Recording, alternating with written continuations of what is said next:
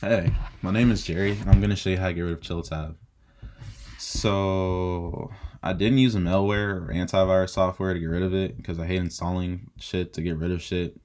Anyways, go to your shared folder, navigate to it real quick. I use Terminal, you can use whatever you want to use. Open/users.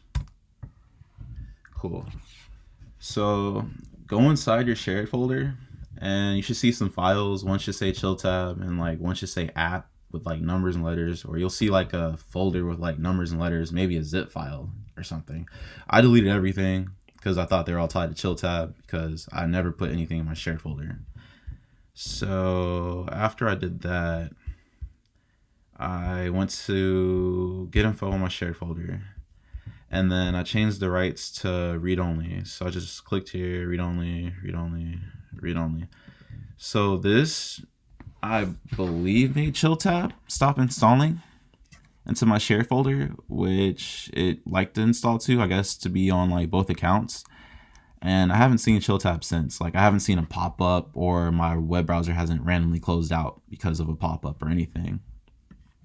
So yeah, that's basically how I got rid of Chill Tab. Uh, After you do that, in Safari at least, if you go to preferences and extensions, you'll see like a broken extension, and it'll be Chill Tab. And restart your computer, and that definitely should get rid of it. And that's basically how I got rid of Chill Tab. Thanks. Real short video, nothing complicated.